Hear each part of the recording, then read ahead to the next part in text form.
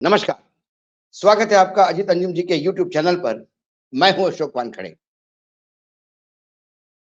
3 राज्यों के नतीजे हिंदी जिसे हम काऊ बेल्ट कहते हैं, हिंदी भाषिक राज्य छत्तीसगढ़, मध्य प्रदेश, राजस्थान, बीजेपी ने क्लीन स्वीप किया। तीनों राज्यों के मुख्यमंत्री, एक जगह साय साहब, एक जगह यादव साहब, एक जगह शर्मा साहब, तीनों नए नाम, तीनों बाशिंदे दिल्ली के। उसके बाद मंत्रिमंडल का गठन छत्तीसगढ़ में तो हो गया, बहुत सारे नए लोग, 1-2 पुराने। मध्य प्रदेश में ऐसी ही कुछ अपेक्षा थी और हुआ वही। आज मध्य प्रदेश में योगी मोदी की छाप वाला मंत्रिमंडल ने शपथ ली। मध्य प्रदेश के कोटे में कुल 35 मंत्री बन सकते हैं। 2 उप मुख्यमंत्री और 1 मुख्यमंत्री ने पहले ही शपथ ली। 28 लोगों ने आज, कुल मिला के 31 मंत्री हो गए। अभी 4 पद खाली हैं। देखते हैं इन 4 पदों में किसकी लॉटरी लगती है। लेकिन इन 28 मंत्रियों में 17 नए चेहरे हैं। ये बहुत बड़ी बात। 5 महिला मंत्री बनी हैं। शायद भले ही बूथ लेवल पे संगठन की ताकत हो या इलेक्शन मैनेजमेंट हो, इसको क्रेडिट दिया जाता है, लेकिन निस्संदेह शिवराज सिंह चौहान की लाडली बहना ने इस सरकार को फिर से सत्ता में स्थापित किया। ये बात आला कमान भी जानते हैं, ये बात दिल्ली भी जानती है। इसके लिए 3 महिलाओं को मंत्रिमंडल में स्थान मिला। कृष्णा गौर, राधा सिंह, प्रतिमा बार्गी, उइके और निर्मला भूरिया। इसमें उइके मैडम और निर्मला भूरिया जी कैबिनेट मंत्री है। कृष्णा गौर जी ये स्वतंत्र प्रभार राज्य मंत्री है और राधा सिंह और प्रतिमा बार्गी ये दोनों राज्य मंत्री हैं। पूरे मंत्रिमंडल का यदि मैं जातीय समीकरण देखूं तो 7 मंत्री सामान्य कैटेगरी से आते हैं, 12 ओबीसी के हैं। देखिए बीजेपी हमेशा कहती है कि ओबीसी मुझे साथ देती है। 5 शेड्यूल ट्राइब के हैं क्योंकि मध्य प्रदेश में ट्राइबल मतदाता भी बहुत ज्यादा है और 4 शेड्यूल कास्ट से है। कुल मिलाकर यदि मैं रीजन वाइज बैलेंस देखूं तो मालवा, निमाड़ और ग्वालियर, चंबल को भरभरा के मिला है विंध्या महाकौशल के अनुपात में। फिर मालवा निमाड़ ने विजय भी वैसे ही दिलवाई है। ग्वालियर, चंबल सब भाग में भी ऐसा ही हुआ है। जो पुराने मंत्री थे, मंत्रिमंडल था शिवराज का, उसमें 16 मंत्री चुनाव जीते। उस 16 में से 10 को घर का रास्ता दिखाया गया। 6 लोगों को फिर से मंत्रिमंडल में स्थान मिला। उन 6 में 4 मंत्री तो सिंधिया गुट के हैं, मतलब 2 ही शिवराज के गुट के नहीं कह सकते, लेकिन 2 नॉन सिंधिया है यानी बीजेपी के। कई लोग थे जिनका नाम था, 7 सांसदों को चुनाव में उतारा था।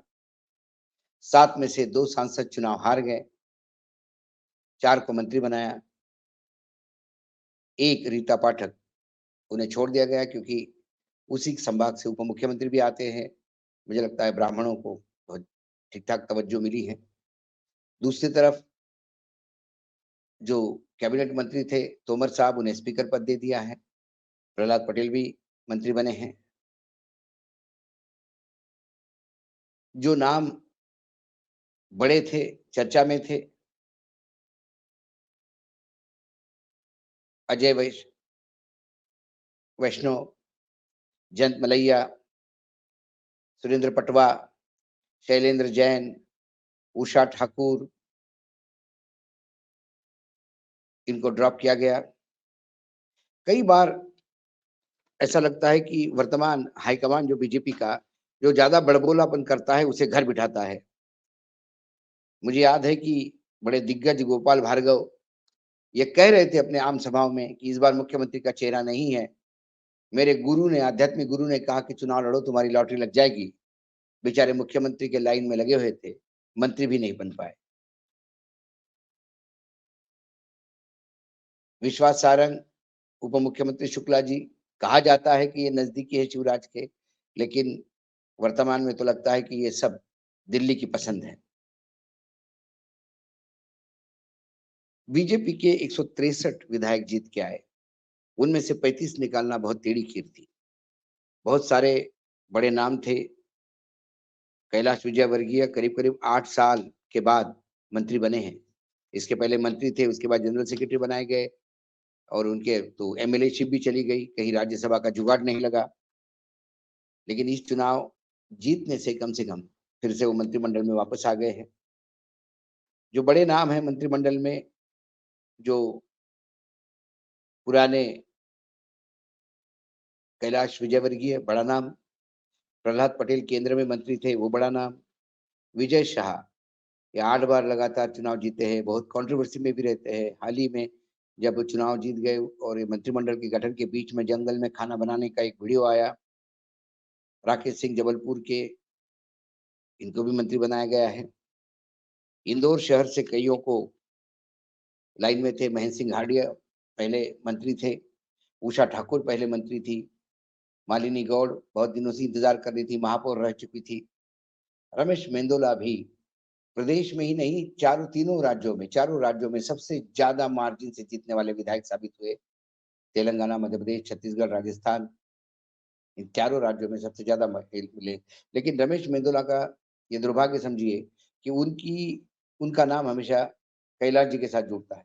यदि कैलाश जी मंत्री बनेंगे तो फिर 2 मंत्री एक जगह से नहीं हो सकते, यानी 2 दोस्त नहीं हो सकते। कैलाश नहीं होते तो शायद रमेश मेंदोला का नाम आगे करते, लेकिन उनको भी वहाँ नहीं मिला।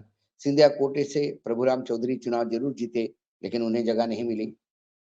हाँ, तुलसीराम सिलावट भी है सिंधिया कोटे से। सिंधिया कोटे से जो मैंने कहा कि जो मंत्री रहे हैं, उसमें गोविंद सिंह राजपूत, इंदर सिंह परमार, प्रद्युम्न तोमर, इंदल सिंह कसाना, ये लोग सिंधिया कोटे के हैं। जो कांग्रेस छोड़ के आए थे सिंधिया जी के साथ, उनमें से जो लोग चुनाव हारे थे, उन्हें कैबिनेट मंत्री का दर्जा देके विभिन्न कॉर्पोरेशन में चेयरमैन बनाया था। हालांकि अभी चेयरमैन बर्खास्त नहीं हुए हैं, लेकिन देखते हैं कि सिंधिया कम से कम मंत्रिमंडल में 15% शेयर तो सिंधिया जी के ने अपने नाम पे करवा लिया है। बाकी जगह वो अपने लोगों के लिए कर पाते या नहीं कर पाते। कुल मिलाकर ये बात तो तय है कि ये मंत्रिमंडल जो बना है, ये पूर्ण रूप से दिल्ली ने, यानी अमित शाह और मोदी ने मिलकर बनाया। इसमें अमित शाह का मुझे लगता है वर्चस्व ज्यादा दिखाई देता है, यदि और माइक्रो लेवल पे जाके बात करें तो। नए लोग जो मंत्री बने हैं, पहली बार मंत्री बने हैं, 5 महिलाओं को दिया है, प्रतिनिधित्व दिया है, तो वो भी एक कोटा पूरा किया गया है। अब बंटवारा कैसा होता है विभागों का, ये बहुत महत्वपूर्ण है।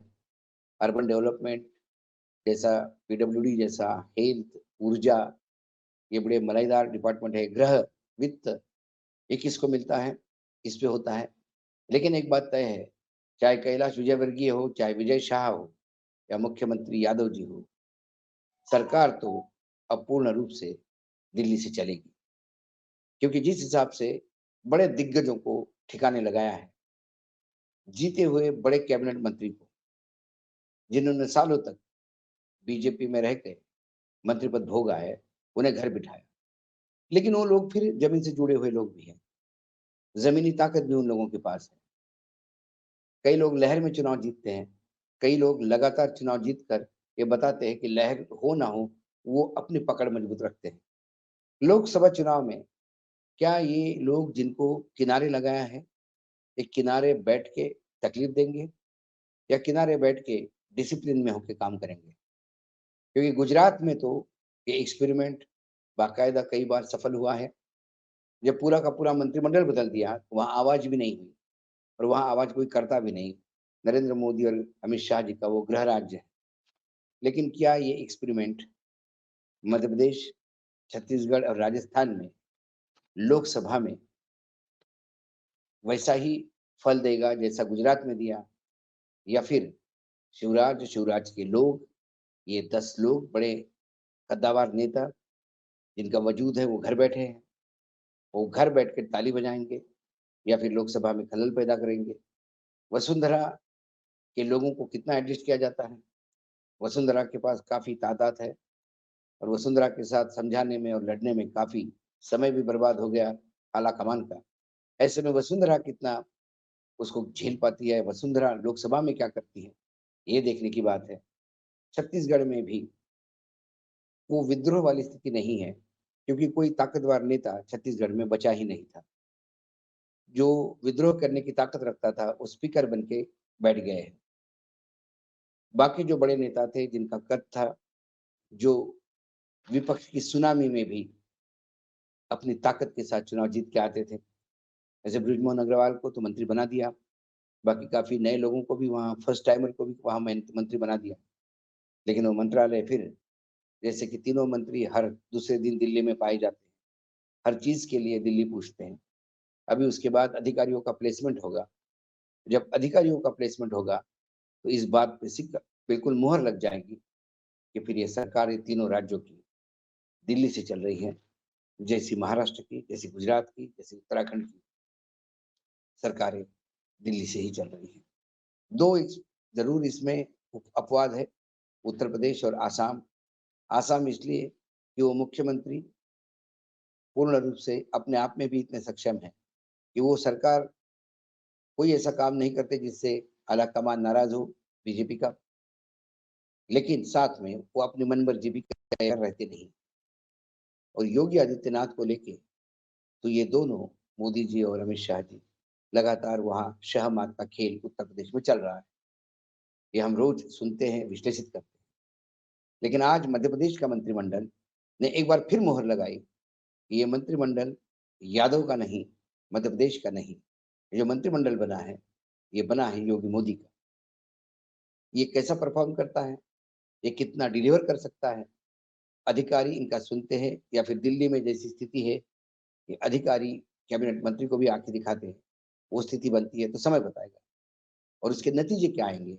ये लोकसभा के चुनाव के नतीजे इसको रेखांकित करें। आज इतना ही, कल फिर आता हूँ किसी विषय के साथ, तब तक के लिए नमस्कार। देखते रहिएगा अजीत अंजन का यूट्यूब चैनल।